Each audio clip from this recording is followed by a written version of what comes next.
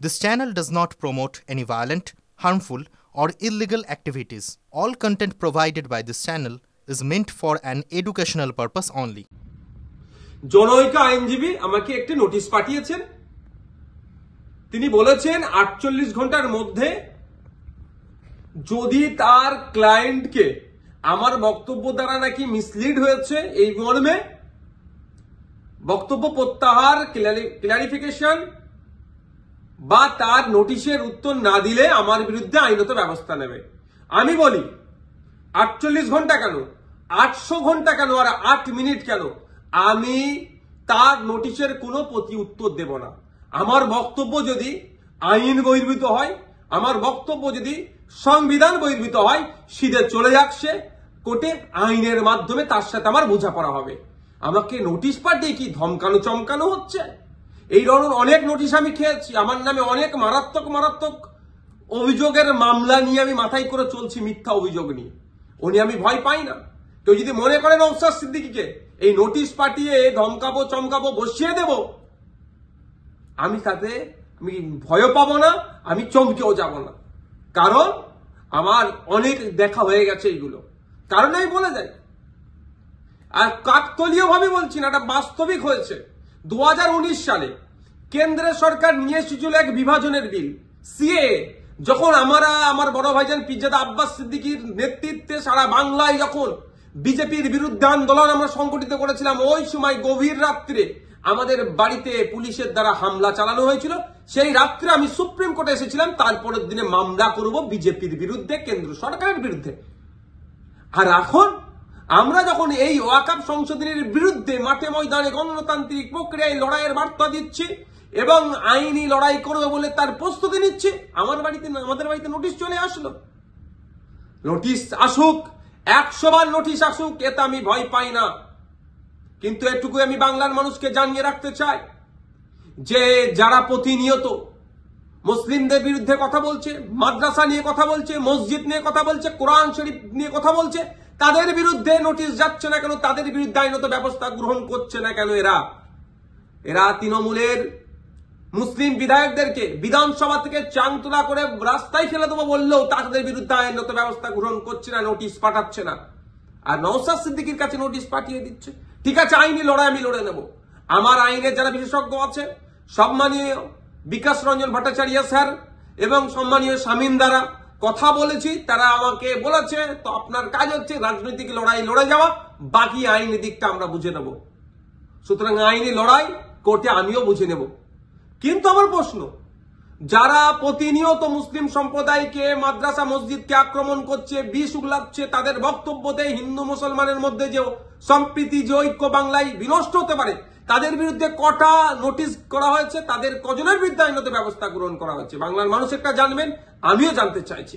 শুধু তাই নয়, আমাদের রাজ্য সরকারকে, আমাদের রাজ্য সরকারের যিনি প্রধান মমতা ব্যানার্জি মহাশয়াকে একটা বক্তব্য শুনেছিলাম, কি জঙ্গি যোগ না কি বলে দেখে দিয়েছিল, তখনও চুপ করেছিল। আর নওশাদ সিদ্দিকীর বিরুদ্ধে নোটিশ, ওই নোটিশ পাঠিয়ে আমাকে কেউ ভয় পাওয়াতে পারবে না। বিজেপির এই ওয়াকফ আন্দোলনের বিরুদ্ধে, সংশোধনী যে নিয়ে এসেছে ওয়াকফ, এর বিরুদ্ধে আন্দোলন জারি থাকবে।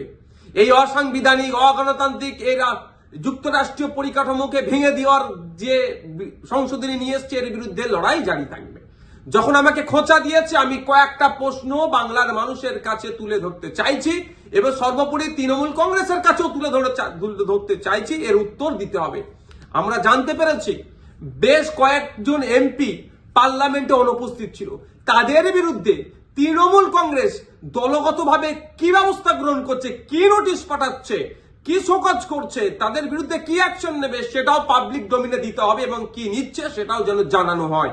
দ্বিতীয় হচ্ছে, যারা পার্লামেন্টে উপস্থিত ছিলেন, টোটাল আমরা যতটুকু জানা আছে, পার্লামেন্টে দুটো কক্ষ মিলিয়ে, লোকসভা রাজ্যসভা মিলিয়ে তৃণমূল কংগ্রেসের এমপির সংখ্যা প্রায় 42টি। এই 42 জনের মধ্যে কতজন ভোটাভুটিতে অংশগ্রহণ করেছে এবং যারা ভোটাভুটিতে অংশগ্রহণ করেছে কতজন ওয়াকফ সংশোধনী বিলের বিরুদ্ধে ভোট দিয়েছে না অন্য কোথাও ভোট দিয়েছে, সেটাও পাবলিক ডোমিনে পাবলিশ করা হোক, অর্থাৎ জনগণের সামনে তুলে ধরা হোক। তাহলে দুধকে দুধ পানিকে পানি হবে। নালে এই ধরনের ঘটনা ঘটতে পারে যে উপস্থিত ছিল ভোট দানের সময় এই ওয়াকফ সংশোধনীর পক্ষে মানে বিরুদ্ধে না ভোট দিয়ে বিজেপিকে সুবিধা করার জন্য তাদের পক্ষে ভোট দিয়ে দিতেও পারে, বিশ্বাস নেই এদেরকে আমার। তাই এই ডেটাটা পাবলিক ডোমিনে দেওয়া হোক। আর 3 নম্বর যেটা, যে 2021 সালে এমএলএ বিধানসভা নির্বাচনের সময় বলেছিল বিজেপিকে আটকাতে হবে, ভোটটা আমাদের দিন তৃণমূল কংগ্রেস। যারা আজকের দিনে এমএলএ তারা বক্তব্য দিতে গিয়ে বলেছিল যে বিজেপির বিরুদ্ধে লড়াই করতে গেলে ওনাকে জিতাতে হবে। ওনাকে জিতিয়েছেন, এখন লড়াই করবে না বিজেপির বিরুদ্ধে, না ঘরে ঢুকে চুপ করে বসে থাকবে? লড়াইটা কেমন ভাবে হবে? গণতান্ত্রিক প্রক্রিয়ায় মাঠে ময়দানে নেবে, আন্দোলন সংগঠিত করতে হবে, আর একটা গণতান্ত্রিক প্রক্রিয়ায় আইনের সহযোগিতা নিতে হবে। এই যে বিজেপি ওয়াকফ সংশোধনী বিল নিয়ে এসেছে, এটাকে প্রত্যাহার করার দুটো রাস্তা। একটা হচ্ছে জনগণের চাপ সৃষ্টি করে, যেটা সংখ্যালঘুদের উপরে যে দমনপীড়ন হচ্ছে, ভারতবর্ষের পশ্চিম বাংলায় সংখ্যাগুরু মানুষদেরকে দায়িত্ব নিতে হবে। এই সংখ্যালঘুদের উপরে যে দমনপীড়ন নেমে আসছে সেটাকে প্রোটেক্ট কিভাবে করবে, অর্থাৎ মাঠে ময়দানে সংখ্যালঘু থেকে শুরু করে সংখ্যাগুরুরা মিলে আন্দোলন সংগঠিত করবে, জনপ্রতিনিধিদেরকে সামনে রেখে সাথে নিয়ে একটা দিক। আর একটা হচ্ছে সুপ্রিম কোর্টের দ্বারস্থ হয়ে আইনের মাধ্যমে এই যে নতুন আইন তৈরি করতে চলেছে, এই আইনটাকে রদ করা। এখন আমার বলার বিষয়, পশ্চিমবাংলায় 200-র অধিক তৃণমূল কংগ্রেসের বিধায়ক আছে। সেই সমস্ত বিধায়কদেরকে প্রত্যেকজন যাতে একটা করে মামলা করে তার জন্য প্রস্তুতি নিতে হবে। এবার আমি এটা তৃণমূল কংগ্রেসের সুপ্রিমোকে বলছি, তৃণমূল কংগ্রেসের দলকে বলছি এবং সাধারণ ভোটারদেরকে বলছি। ভোটের সময় কিন্তু এই সমস্ত এমএলএ গুলো প্রার্থী ছিল, তারা বলেছিল বিজেপির বিরুদ্ধে লড়াই করবে। আজকে বিজেপির বিরুদ্ধে লড়াই দেখানোর জায়গা হচ্ছে মামলা করতে হবে। এদের 42 জন রাজ্যসভা লোকসভা মিলিয়ে এমপি আছে, 42 আর এই প্রায় 220টা মতো, 250-র অধিক মামলা কিন্তু তৃণমূল কংগ্রেসকে করতে হবে।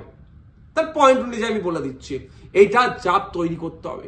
আমি নওশাদ সিদ্দিকী একা যদি আমি একাধিক মামলার দায়িত্ব নিতে পারি, হাজার হাজার মামলা হবে ওয়াকফ সংশোধনী বিলের বিরুদ্ধে, সেটা আমি ভালো করে জানি, বিজেপিও জানে, তৃণমূল কংগ্রেসও জানে, আমি পাবলিকও জানে। কিন্তু তৃণমূল কংগ্রেস কটা মামলা করছে, না মামলা না করে বিজেপিকে জায়গা করে দিচ্ছে, সেটাও পাবলিককে দেখতে হবে। ভোটার যারা ভোট দিয়েছিলেন 2021 সালে, যারা ভোট দেননি তৃণমূল কংগ্রেসকেও, কিন্তু আপনার জনপ্রতিনিধি যারা এলাকায় আছে তাদের কাছে তুলুন আওয়াজ যে আপনাদেরকে মামলা করতে হবে। মালদা থেকে কংগ্রেসের একজন এমপি আছেন, তাকেও আমি অনুরোধ করছি আপনিও সুপ্রিম কোর্টে চলেন, গিয়ে মামলা করবেন। এখন দেখার বিষয় তৃণমূল কংগ্রেসের কতজন এমএলএ কতজন এমপি মামলা করছে এবং আমরা ভোটাররা কতজনকে মামলা করাতে পারছি প্রেসার বিল্ড আপ করে, সেটাই এখন দেখার বিষয়।